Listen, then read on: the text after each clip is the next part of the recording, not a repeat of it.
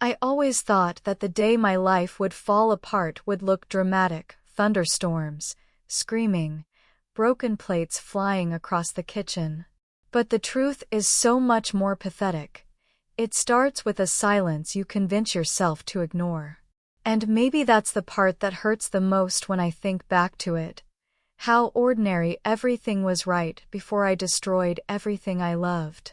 When Daniel drove off that morning with the kids, I remember standing in the hallway, holding my coffee cup with both hands like it was the only thing anchoring me in my own home. He was frustrated, tired, distracted. Honestly, he'd been like that for months, and the last thing he said to me before closing the door was, "Just try not to stress today." I laughed and told him to say hi to his mother for me. I didn't know that would be the last normal moment we'd ever have. The silence that came after the door shut felt strange, like the house exhaled all at once. No cartoons playing, no kids arguing, no sound of Daniel's keys jingling in his pocket. Just space. Too much space. And in that space, the loneliness I'd been pretending didn't exist finally stretched out its arms. I walked through the house slowly, like I was rediscovering it.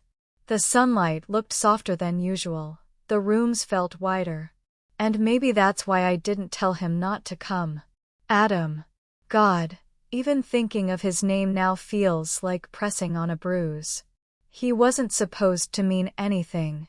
He wasn't even supposed to be real in my life, just a distraction.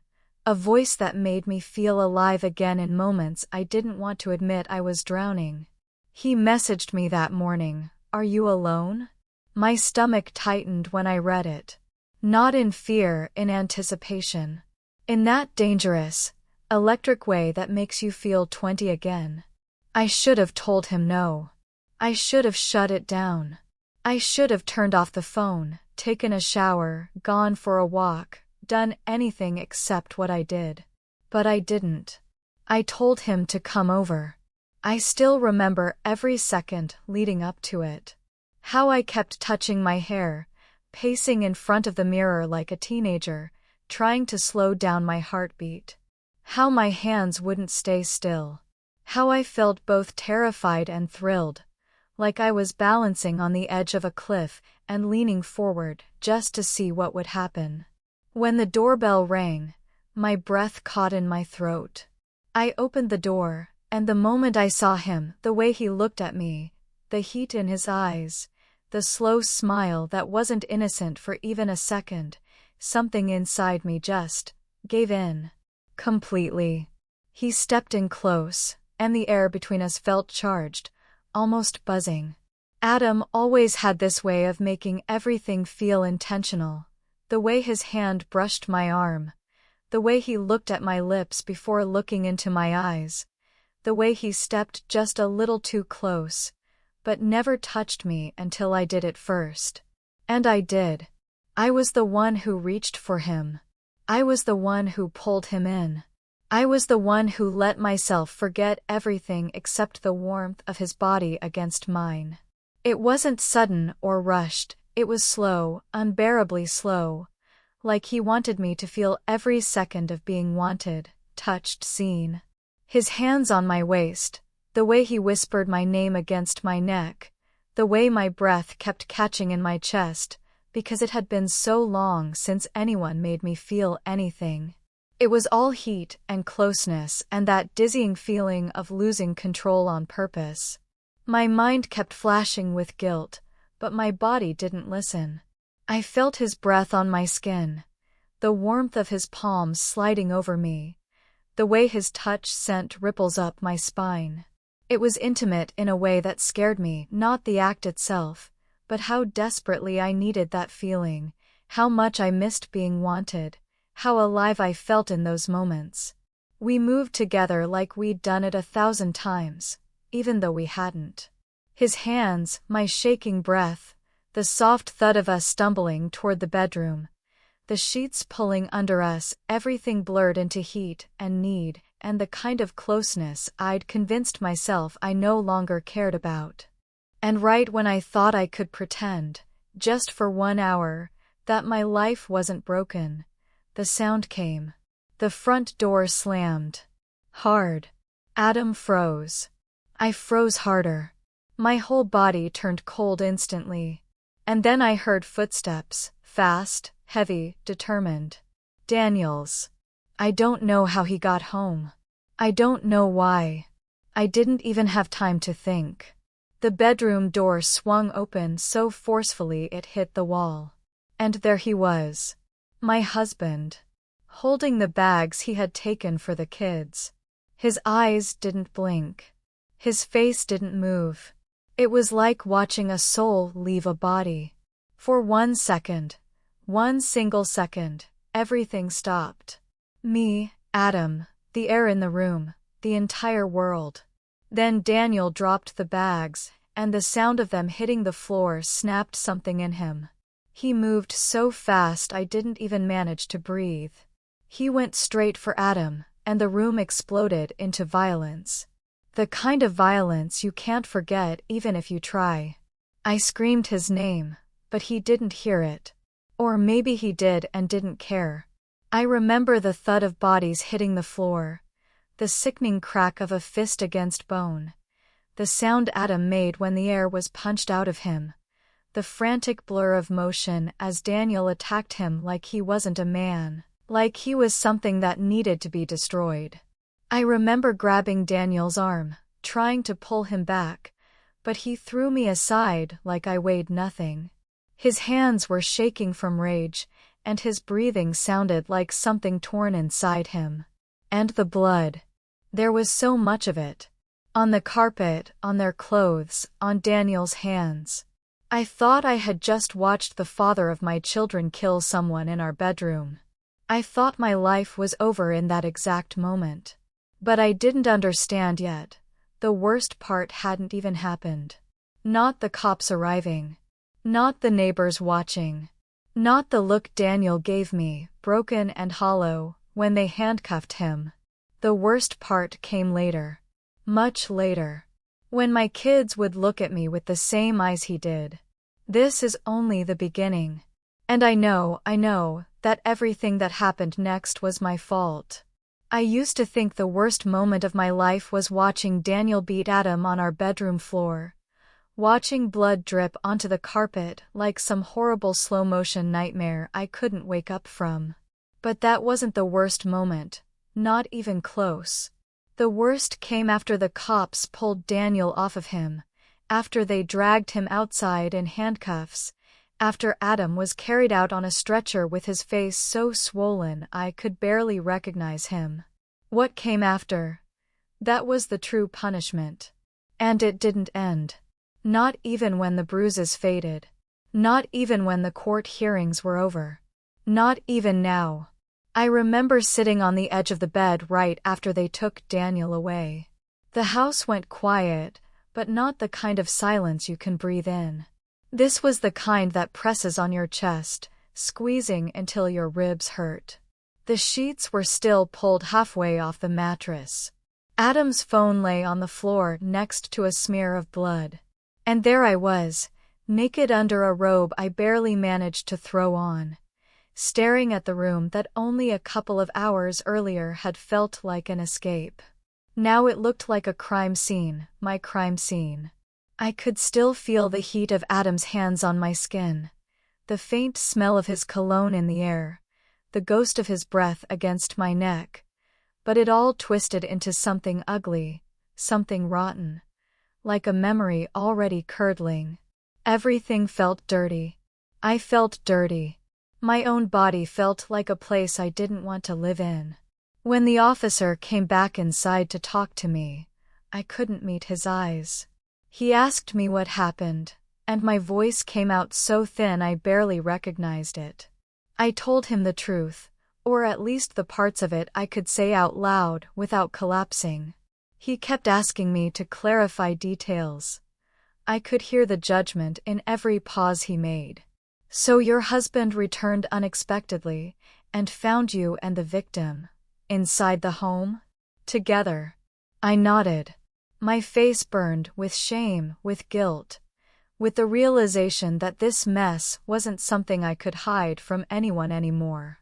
Not from Daniel. Not from the cops. Not from the neighbors who stood outside whispering. Not from the paramedics. Not from the police reports. My marriage was over and the whole neighborhood knew it before I even processed it myself. The kids came home that evening, Daniel's mom brought them, and the look on her face said everything. She didn't ask what happened. She didn't need to. Rumors travel faster than truth ever will. She pushed the kids inside without giving me a chance to explain anything. Like I was contagious. Like whatever I'd done could rub off on them if they stood too close. I tried to hug the kids, but they were confused and scared, and I was shaking so badly I probably terrified them even more. They asked where Daddy was. I tried to speak. Nothing came out. My son, only 8 at the time, looked right at me and said, "Why are there police cars?" And in that moment, I swear I felt something inside me collapse. The shame was unbearable.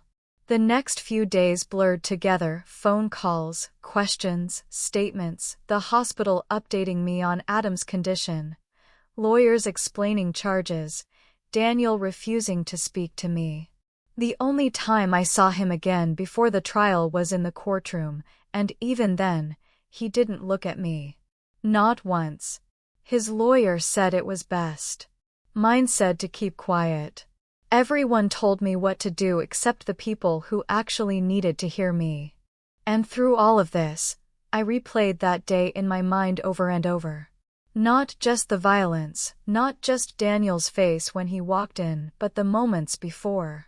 The way Adam touched me, the way I gave into it, the way it felt like I was floating in this warm, dizzy haze where nothing existed except the closeness between us.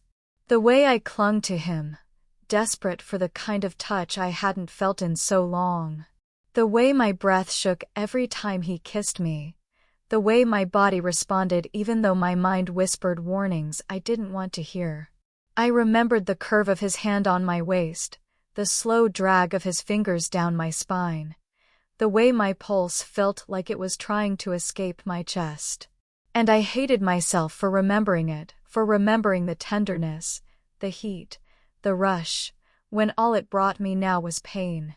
I hated that my body had betrayed my future long before my actions did. Guilt layered over guilt until I couldn't tell which part hurt the most. Then came the trial. Daniel pleaded guilty to aggravated assault, though his lawyer tried to argue provocation. I sat in the courtroom and listened to the description of what happened like it wasn't my life being dissected in front of strangers. The prosecutor said Daniel acted with extreme emotional disturbance, and I felt like crawling under the bench. Because I caused that disturbance. I caused all of it. The judge sentenced him to prison time. I don't think I breathed at all during that moment. I watched Daniel be taken away again, just like that day, and it felt like my heart was being dragged behind him. People think the worst part of infidelity is the moment you're caught. They're wrong. The worst part is every day after, when you have to wake up and look at yourself and understand that you caused pain that doesn't wash off. That you broke something you can't fix. That you hurt people who didn't deserve it, especially the kids. Oh God, the kids. They barely spoke to me for weeks. My daughter cried every night asking why Dad wasn't home. My son wouldn't sit next to me at dinner. They heard things from school, from neighbors, from family members who couldn't keep their anger to themselves. They knew. Kids always know more than you think. One evening my son finally yelled what he'd been holding in. "It's your fault Daddy's gone." And the truth of it hit me so hard I thought I might pass out. I tried to be strong, tried to take care of them, tried to keep their routine stable, but inside, I was unraveling. Food lost its taste. Sleep became impossible. I went through entire days without realizing what time it was. I would stand in the shower until the water went cold, just to feel something real. I couldn't walk into the bedroom without feeling sick. I couldn't look in the mirror without wanting to scream. I kept hearing Daniel's voice in my head, not angry, just disappointed, that quiet kind of disappointment that crushes you more than shouting ever could. And still, I couldn't stop remembering every detail of that day. The warmth of Adam's hands, the closeness, the breaths we shared, the feeling of being wanted, so dangerously intoxicating that it blinded me completely. I kept asking myself why I chose that moment, that man, that risk. Why I let myself step into something that could only ever end in disaster. And the more I questioned it, the more I realized I didn't cheat because of passion. I cheated because I was empty. Because loneliness felt heavier than guilt at the time. Because something in me was breaking quietly, and I ignored it until it exploded in the worst way possible. Every night, after the kids went to bed, I sat alone in the living room with the lights off, staring at the front door like Daniel might walk through it again. Like maybe it was all some sick dream. But dreams end. This didn't. This was my new reality, the wreckage I created with my own hands. And the worst part? This was only the beginning of how badly things would fall apart. The weeks after Daniel's sentencing felt like walking through fog, thick, sour, impossible to breathe in. I kept thinking it would hit me all at once, like some huge emotional explosion where I'd finally break down, scream, throw things, collapse on the kitchen floor in sobs like women do in movies. But it wasn't like that. My punishment came quietly, slowly, like a slow curling vine around my throat, squeezing a little tighter every day. At first, I thought the hardest part would be the loneliness. The empty spot on Daniel's side of the bed. The cold silence in the house where his voice used to fill the space, even when we argued. Even when he was tired or annoyed, at least he was there. Now the house wasn't quiet. It was hollow. There's a difference. Quiet is peaceful. Hollow is terrifying. I started moving through days on autopilot. Wake the kids. Breakfast they barely touched. School drop-off where teachers looked at me like I was radioactive. Work calls I pretended to understand. Groceries I didn't remember buying. Laundry I folded mechanically, like muscle memory was doing all the thinking for me. My mind was somewhere else, stuck replaying everything I'd ruined, everything that would never be fixed. I kept remembering Daniel's face when the officers pulled him away. Not the rage from the bedroom. Not the panic or shock. But that last moment outside when he finally looked at me, really looked. His eyes were this quiet storm of heartbreak, betrayal, and something worse. Something like resignation. Like he already knew we were dead long before I did. And God help me, I kept remembering Adam too. Not in a longing way, not anymore. More like a ghost. His touch replayed in flashes I didn't want. The heat of his hand sliding along my waist, the way my breath trembled when he kissed my shoulder. The feeling of losing myself in him just long enough to forget who I was. Those memories felt like poisoned honey, sweet for half a second, then burning all the way down. Every time my mind drifted back to the closeness we shared, the guilt hit harder. Like my own body was mocking me for betraying the man who built a life with me. But the part one wasn't prepared for. The part that gutted me deeper than anything else was the slow, quiet way my children began to pull away from me. It didn't happen overnight. At first it was small things. My daughter stopped asking me to braid her hair in the mornings. My son would answer questions with one word, always looking past me, never at me. They sat as far from me as they could on the couch. Little silences, little gaps. But those gaps grew. One night, my daughter, only 10, asked if Daddy was in jail because of something I did. She asked it gently, in that hesitant voice kids use when they're scared of the answer. I couldn't lie to her. My voice cracked when I told her yes. And the way she looked at me after. I don't think any man's anger or heartbreak ever cut me as deeply as that single look from my child. She didn't cry. She didn't yell. She just stared, her lips tightening, her eyes dimming with a realization she never should have had to understand at her age. And she whispered, "I wish you didn't do it." I don't know how I kept standing. The next day, my son came home from school furious. Someone in his class had told him kids like him come from broken homes. He asked what that meant. I tried to explain gently, tried to avoid turning it into some grand confession, but he kept pushing, kept asking why Daddy wasn't there, why people were whispering about us. And when I finally said Daniel was gone because Mommy made a mistake, he snapped. He threw his backpack, yelled that he hated me, that I ruined everything, that other kids were right. He was 8. He shouldn't even know these words, let alone mean them. I cried that night, but not the loud, dramatic kind of crying.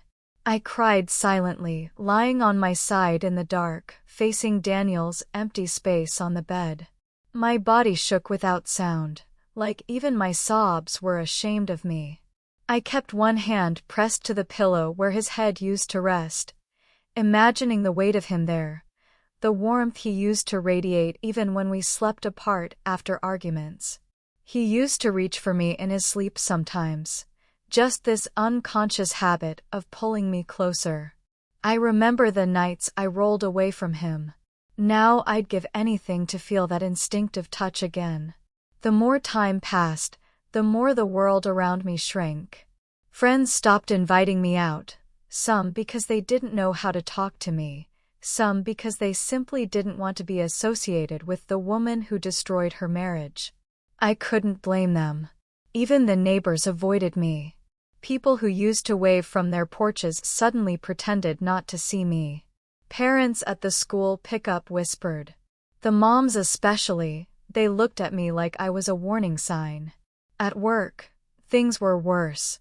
My boss pulled me aside one morning, voice awkwardly gentle, and told me that, given the personal situation, maybe I should take some unpaid time off until things settled. Settled? Nothing in my life would ever settle again. But I nodded because I didn't have the strength to argue. Days became longer. Nights became unbearable. Every sound in the house reminded me of something: the creak in the hallway Daniel used to step over, the hum of the fridge he said he'd fix next weekend, the faint vibrations of the kids' bedroom door when they shut it a little too hard to avoid looking at me. Everything was a ghost. And still, beneath all the pain, embarrassment, loneliness, I felt something even worse, a crawling, relentless fear that the distance between me and my children was growing into something I wouldn't be able to undo. I tried to be patient with them. Tried to smile when my heart felt like sandpaper. Tried to laugh at their jokes even when they didn't include me.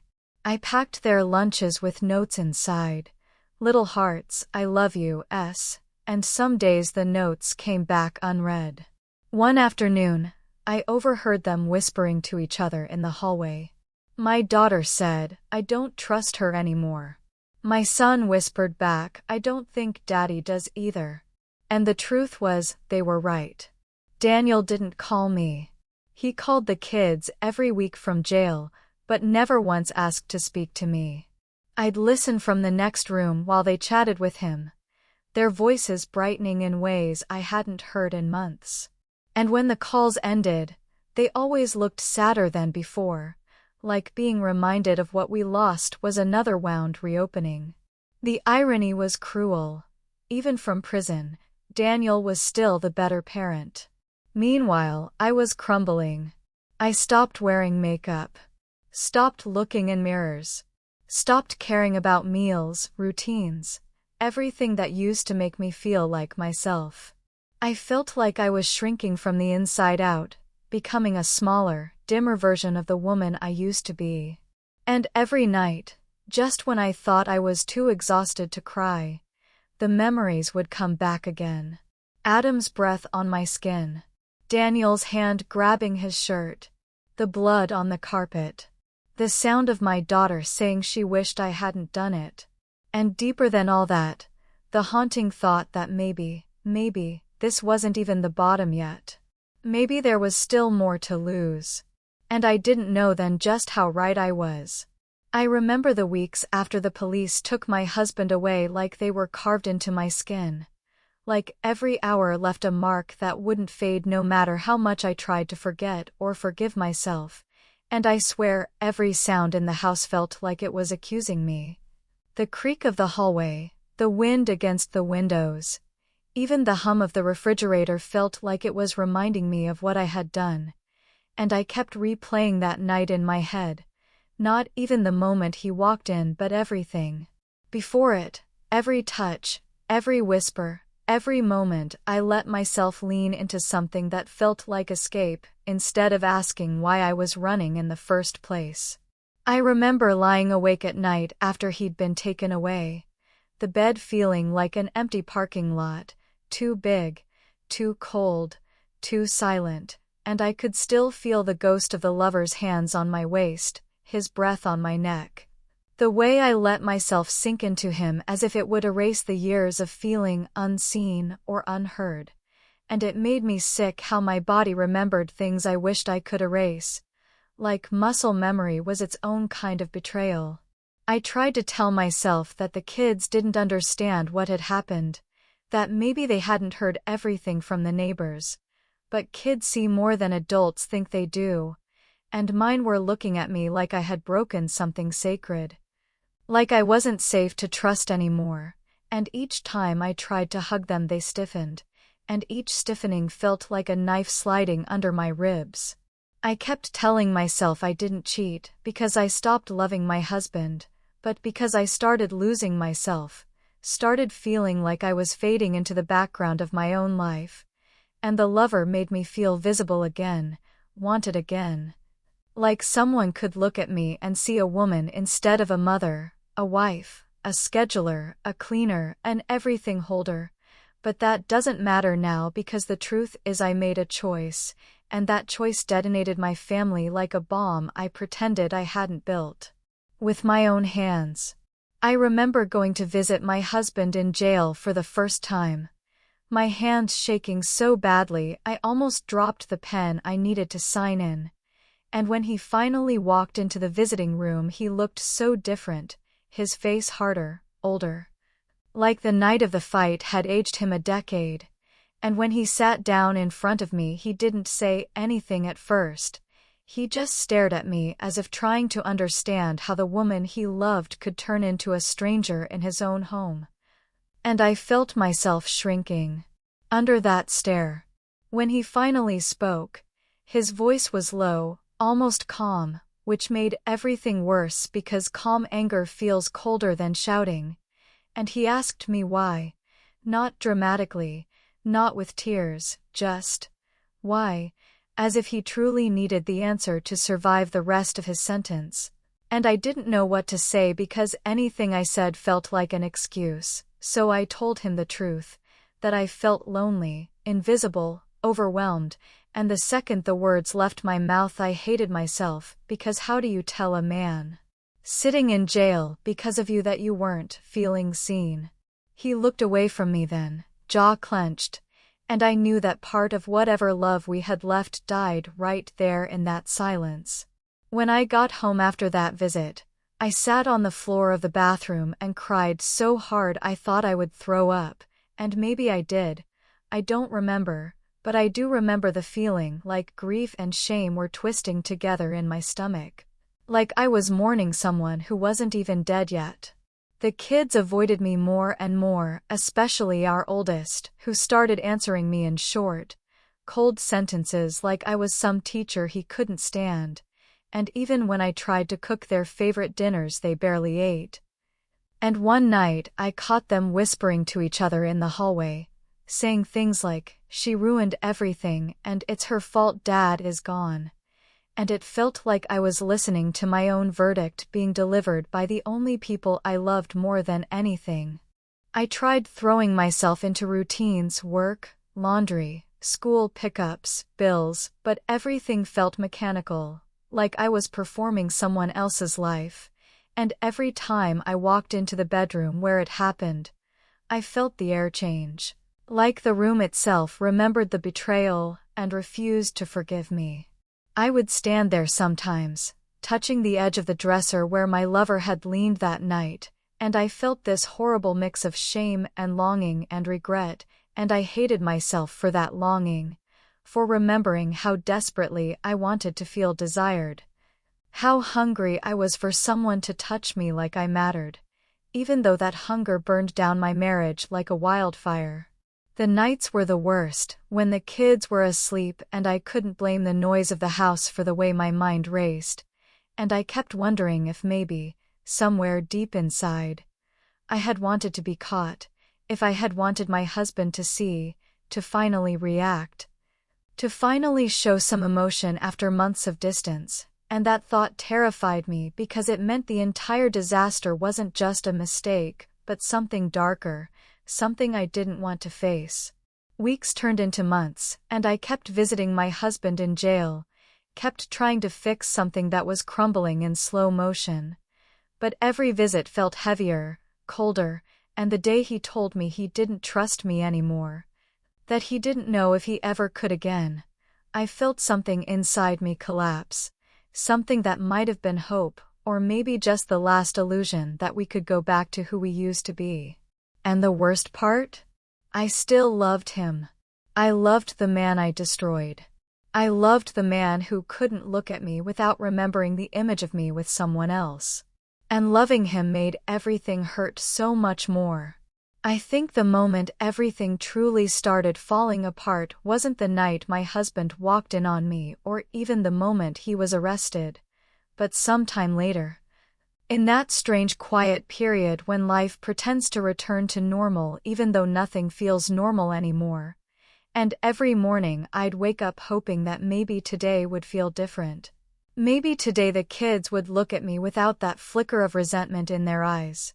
Maybe today I wouldn't feel like my chest was full of broken glass. But every day felt the same, thick with guilt, heavy with the kind of silence that makes your own breathing sound too loud. And I kept telling myself that time heals things, that maybe people were right when they said wounds close if you let them. But what no one tells you is that some wounds don't close, they just harden. Turn into scar tissue that pulls tight every time you move, and that's how those months felt, like I was trying to walk with a body that didn't quite fit anymore. I remember getting calls from the school about the kids acting out, not violently, but in ways I knew traced straight back to me, missed assignments, talking back to teachers, withdrawn silence, sudden tears they couldn't explain. And every time the school counselor asked if everything at home was okay, I wanted to scream, "No, nothing is okay. I broke the foundation beneath my children's feet, and now I don't know how to rebuild it." But instead I'd smile, nod, say we were managing, and they'd give me that concerned but polite look adults use when they know you're lying.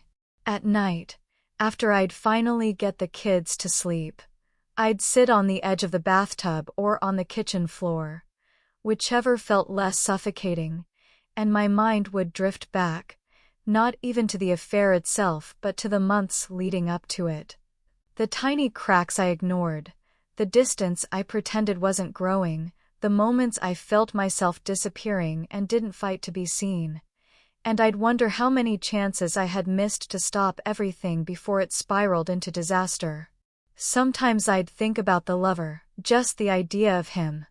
Not him as a person because that part became sickening, and I'd feel this ugly mixture of anger and sadness and shame.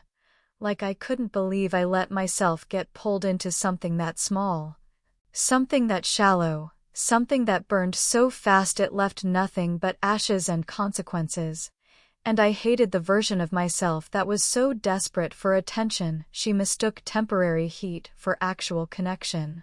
I kept asking myself why I hadn't reached for my husband instead, why I hadn't told him how lonely I felt, why I hadn't asked him if he felt it too.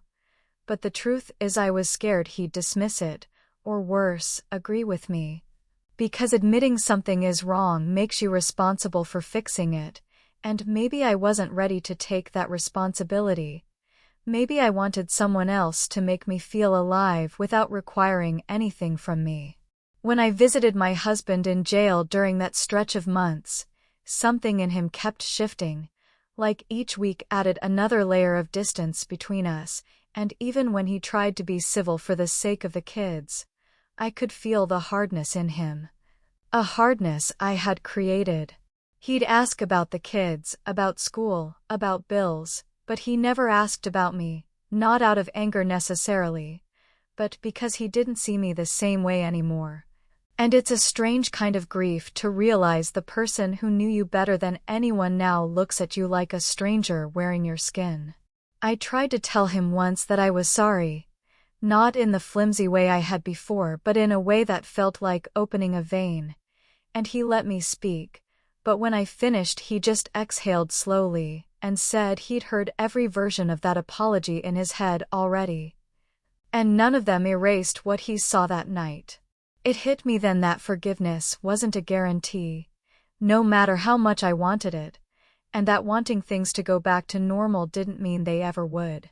At home, the tension with the kids kept building, small moments stacking on top of each other until they felt unbearable. The way they'd avoid sitting next to me on the couch. The way conversations turned into monosyllables. The way they talked more to each other than to me. Like they were building their own little world where I wasn't allowed in. One night, our oldest finally snapped and told me he wished Dad had taken them with him that night. That things would have been better without me. And even though he apologized later through tears, those words carved themselves so deep into me I still feel them. I didn't yell, didn't punish him.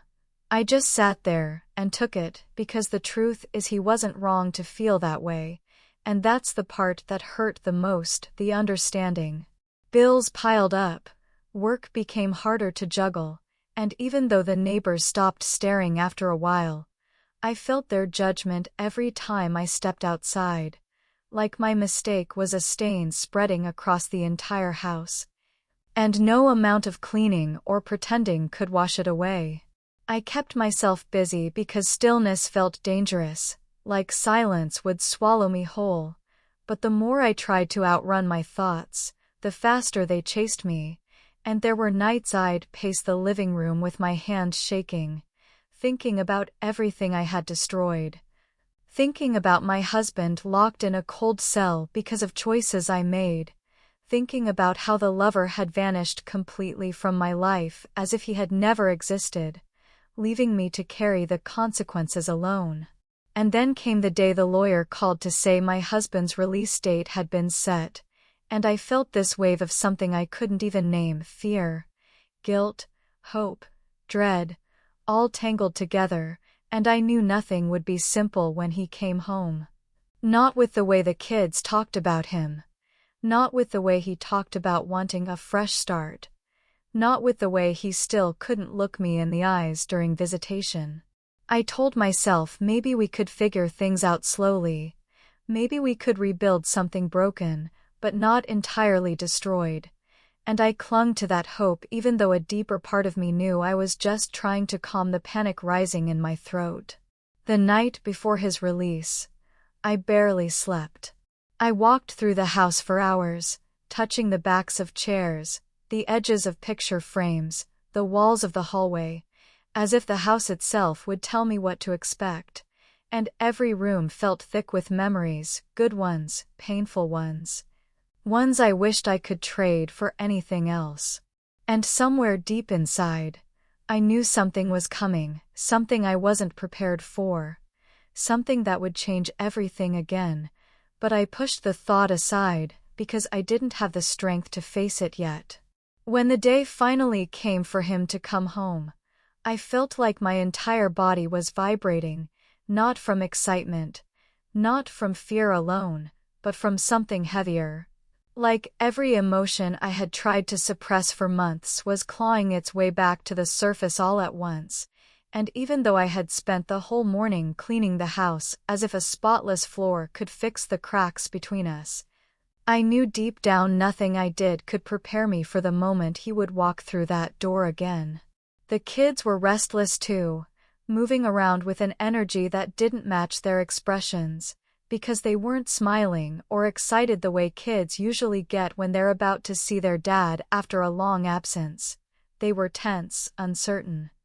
Like they were trying to figure out who they were supposed to be when he came home, angry, relieved, confused, loyal, distant, and I couldn't blame them for any of it because I was standing there feeling exactly the same.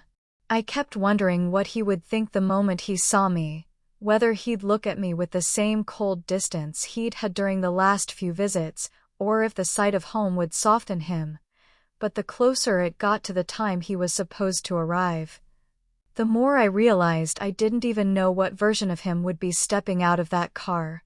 Months in jail change a person, sometimes in ways you don't notice right away, and the thought that he might not be the man I married anymore made my stomach twist into something tight and painful.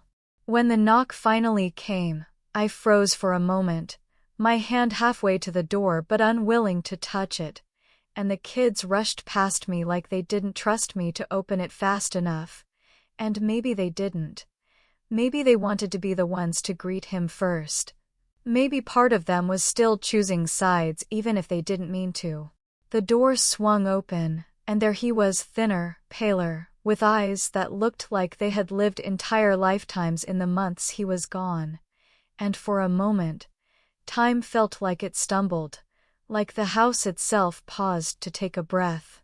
The kids hugged him, clinging to him with all the love they'd been carrying in tight little knots inside their chests, and he wrapped his arms around them with a gentleness that made something inside me ache, because that was the man I fell in love with, the man I destroyed. And watching him hold our children like that made me feel like an intruder in my own doorway.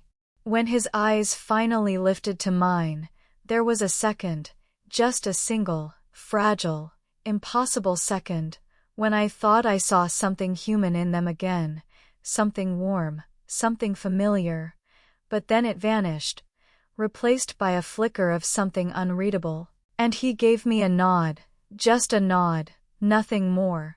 Nothing that suggested forgiveness or anger or anything except acknowledgement that I existed. It hurt more than if he had yelled.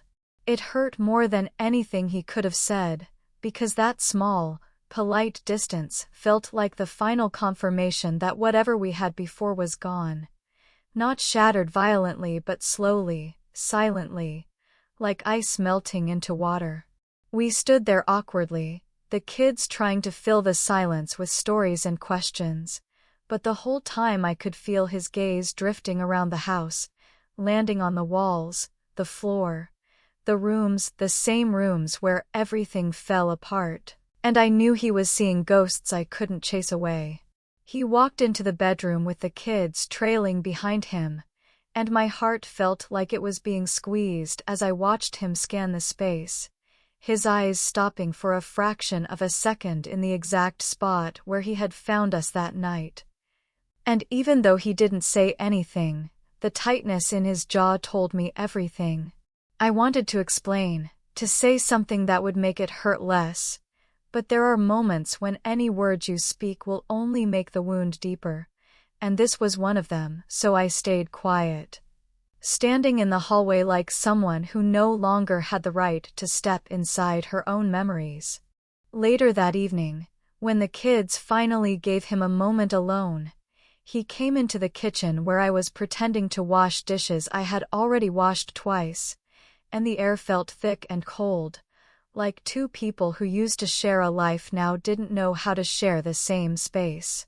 He leaned against the counter, arms crossed, not looking directly at me, and he said it calm, steady, like he had been rehearsing it in his mind for weeks, that he wanted a separation, that he didn't trust me around the kids, that he wanted them to live with him.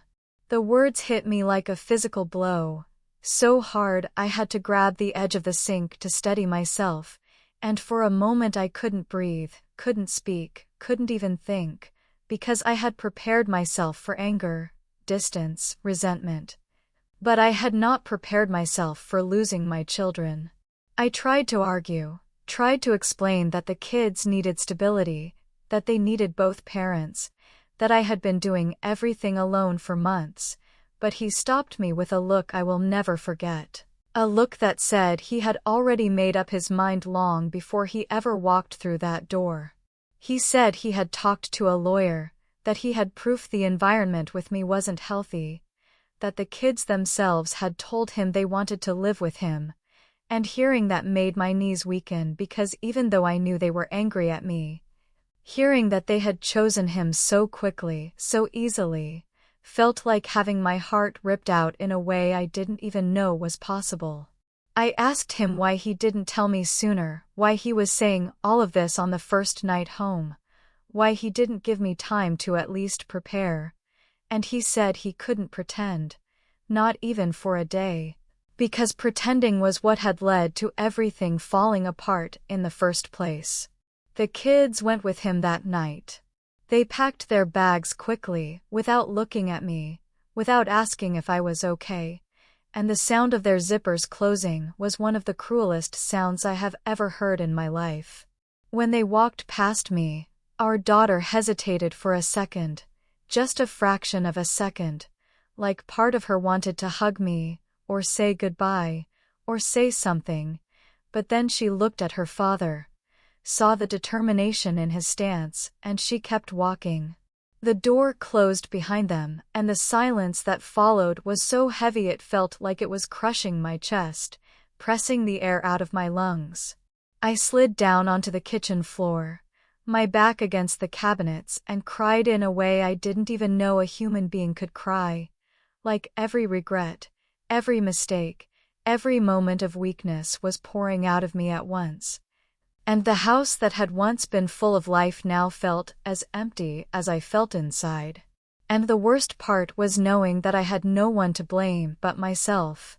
The first days without the kids felt unreal, like my body was moving through a world made of thick glass, where every sound was muffled and every movement felt too slow. And I kept expecting to hear the slam of a bedroom door upstairs, or the small thud of a backpack being dropped on the floor, or the steady rhythm of their footsteps running down the hallway. But the house stayed silent, painfully, relentlessly silent. And with each hour that passed I felt more like I was drifting out of my own life, like I had been gently pushed out of the frame of a picture I was supposed to be in. I tried to keep myself busy, tried cleaning rooms that were already clean, tried cooking meals I couldn't eat, tried folding laundry even though there were no tiny shirts or missing socks anymore. But everything felt hollow, mechanical, pointless. And every time I walked by their empty bedrooms my chest tightened so sharply I had to stop and hold onto the doorframe just to steady myself.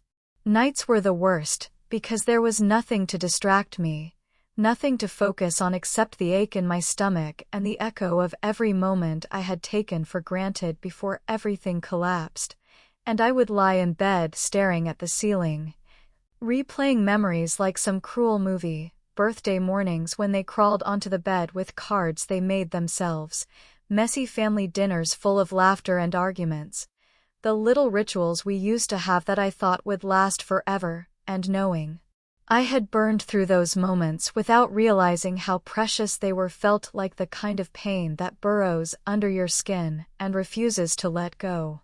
I tried calling them the next day, hoping they would pick up, hoping their voices might sound a tiny bit softer, but they didn't answer. Not the first time and not the fifth, and when I finally sent a message telling them I loved them and missed them, all I got back was a single, short reply, "We're fine." Those two words hit me harder than any insult, because they weren't angry or emotional, they were distant, detached, like they were trying to reassure themselves that life was okay now that they didn't have to look at me anymore. I sat on the edge of my bed staring at that message until my eyes blurred, wondering how many apologies it would take to undo the damage, how many years it would take before they believed me again, before they could look at me without seeing the woman who destroyed their father, their home, their sense of stability. Their father didn't make things easier. He didn't call to discuss anything or check in, or try to work out a schedule. Instead, he sent a short, formal message saying he would handle school drop-offs and pickups, medical appointments, extracurriculars, everything. And that he'd let me know when, and if the kids were ready to see me. If. That word lingered in the air like smoke from a fire that hadn't fully gone out, and I stared at it for a long time, wondering if that was what I had become, a conditional presence, a maybe, a possibility rather than a certainty. In the days that followed, something strange happened inside me, not a shift, not a sudden revelation, but a slow, creeping numbness, like my emotions were freezing over one layer at a time, and at first I thought maybe it was a defense mechanism. Maybe my mind was trying to protect itself from the constant ache, but then I realized it was something closer to despair. The kind that doesn't look dramatic or explosive, but instead settles quietly under your ribs and makes everything feel dimmer, heavier, harder. I still went to work, still smiled when my coworkers asked how I was doing, still said all the right things, but it all felt like acting, like I was wearing a mask that didn't fit quite right. And whenever someone mentioned their kids, or their husbands, or family dinners, my throat tightened like I was swallowing glass. Some nights, when the numbness cracked just enough for the grief to bleed through, I found myself wandering through the house touching things, picture frames, clothes left behind, toys that hadn't been moved in months, and each object felt like a tiny explosion of memory. A reminder of what I used to have, and how easily I had thrown it all away.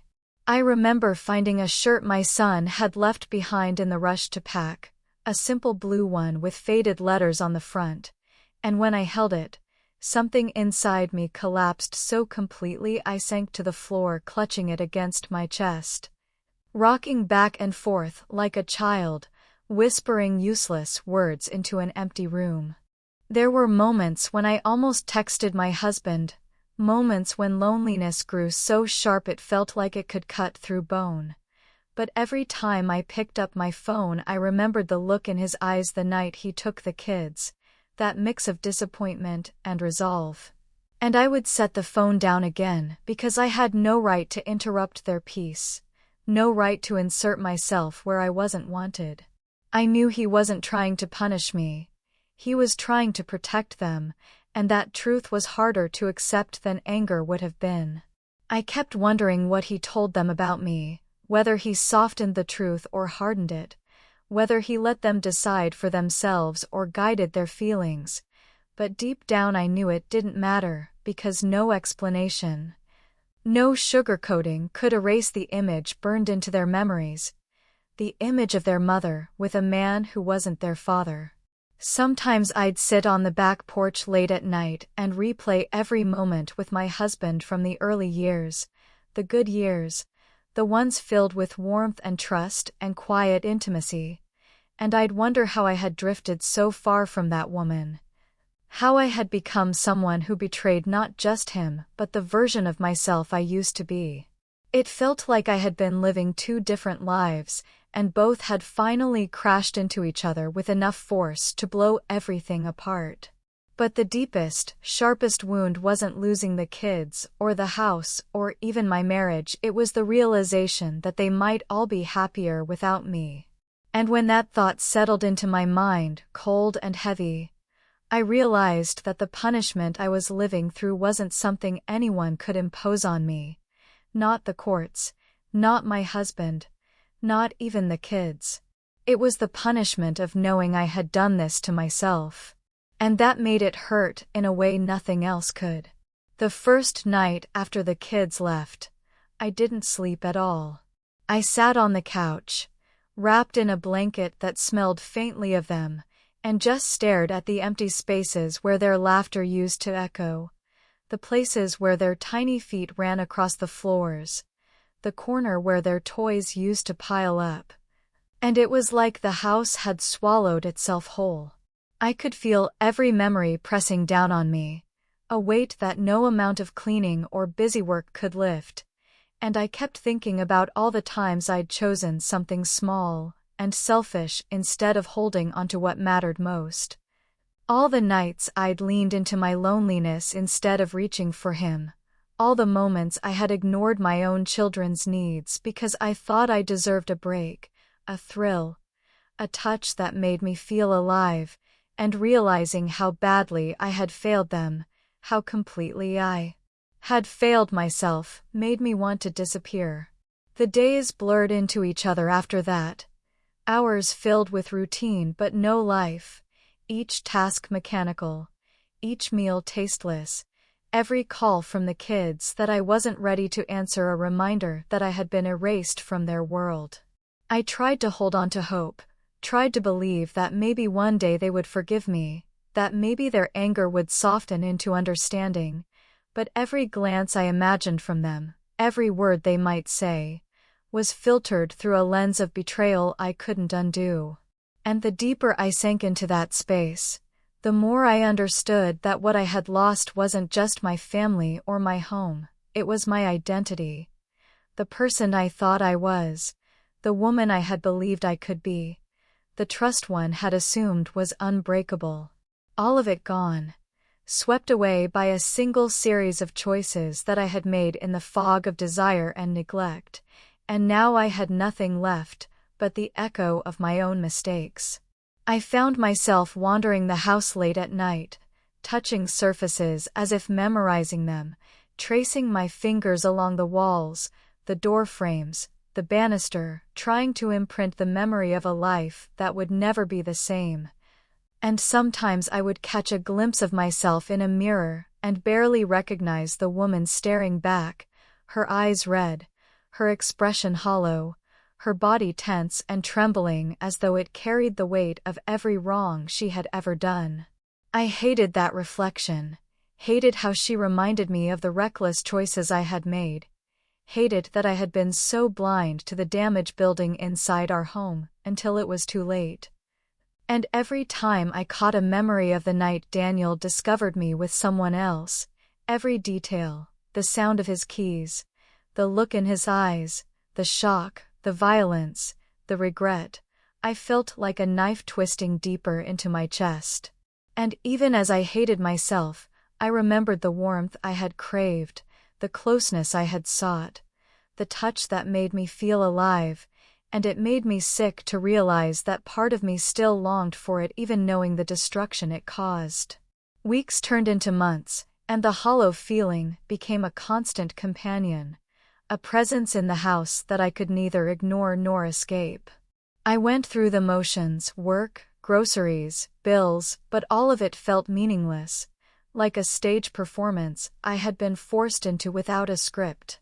I avoided looking at my phone because every message, every missed call, every short reply from the kids reminded me that I had been replaced in their lives, that their laughter no longer filled these rooms, that their trust and love had been taken away by my own hands. I couldn't sleep, couldn't eat properly, couldn't imagine a day when the weight of guilt would lessen.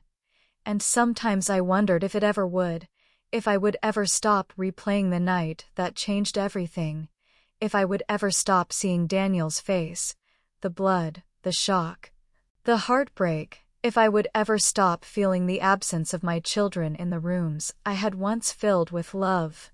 One evening, I sat in their old playroom, the light from the window falling across toys they would never touch again, and I realized that my children's world had moved on without me, that they had begun to heal in the absence of the mother who had betrayed them. And that truth was unbearable. I tried to imagine them happy, laughing with their father, sleeping soundly in the beds I had once shared with them, and it made me ache with longing, with envy, with a pain so raw I could hardly breathe.